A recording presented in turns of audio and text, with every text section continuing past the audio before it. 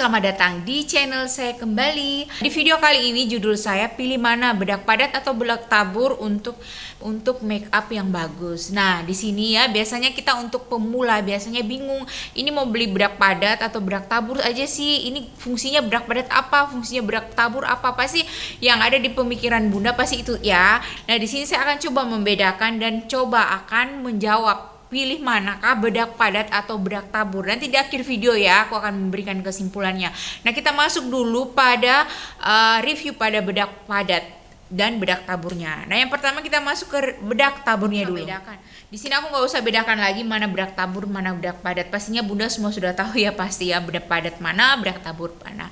Nah, kita masuk ke review dulu di bedak taburnya. Fungsi dari bedak tabur ataukah kegunaan dari bedak tabur apa saja sih untuk di make up? Yang pertama, kalau bedak tabur itu pastinya hanya ada satu, mungkin cuma warnanya aja mungkin yang berbeda-beda. Nah, untuk bedak tabur ini yang kedua fungsinya itu ini sangat bagus untuk apalagi yang punya kulit berminyak, jadi dia lebih menyerap aja. Biasanya kita gunakan ini setelah pemakaian foundation, concealer baru kita pakai untuk mengikat foundation dan mengikat concealer yang ada di yang kita pakai. Jadi bedak tabur ini fungsi keduanya adalah seperti itu.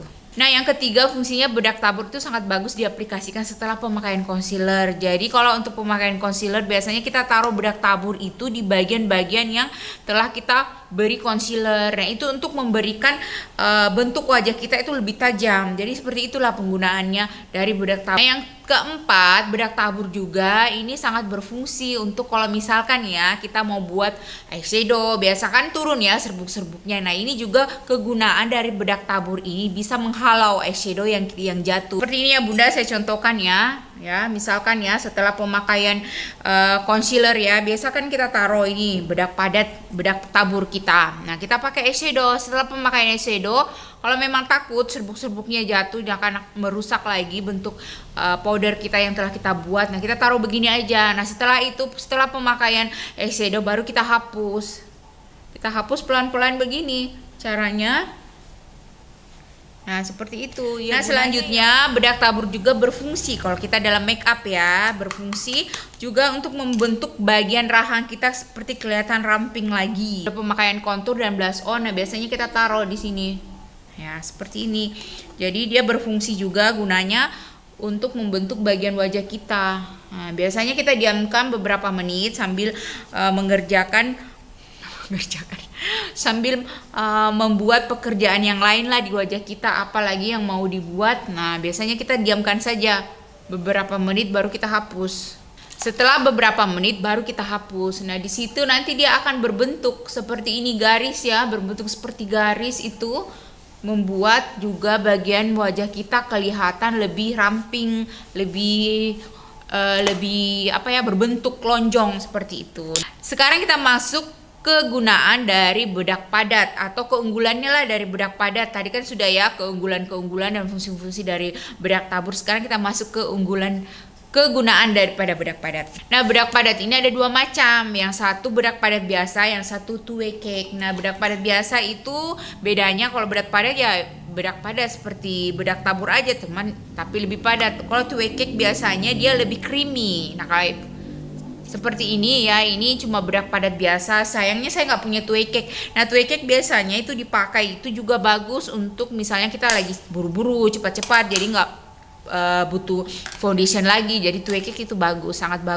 sangat menolong untuk make up yang memang kita make up yang cepat ya, seperti itu. Jadi karena memang two-way cake itu dia ada seperti mengandung foundation juga, jadi dia berbentuk creamy. Dan bedak pada two-way cake itu biasanya bagus untuk punya kulit kering, jadi pemakaian foundation boleh, two-way cake boleh, dan setelah itu bedak padat itu juga boleh. Jadi itu membantu ya, saya rasa kalau untuk kulit-kulit yang kering. Kalau kulit berminyak sih saya rasa nggak perlu ya two-way cake ya, bedak padat aja sudah cukup karena terlalu berminyak kayaknya terlalu berat ya. Kalau misalnya nggak mau pakai foundation bisa pilih two-way cake, itu lebih bagus juga, jadi nggak terlalu berat juga seperti itu. Jadi kalau misalkan mau buru-buru make upnya ya bisa pakai two-way cake, tapi kalau memang nggak buru-buru untuk kulit berminyak saya rasa nggak perlu ya, pakainya bedak padat aja atau bedak tabur. Kita masuk ke fungsi bedak padat yang kedua. Biasanya biasanya kita pakai setelah pemakaian bedak tabur. Nah, itu gunanya untuk mengunci lagi bedak yang kita pakai, bedak tabur yang kita pakai. Itu aja. Jadi lebih bagus ada mengikat aja lagi ya, seperti itu. Jadi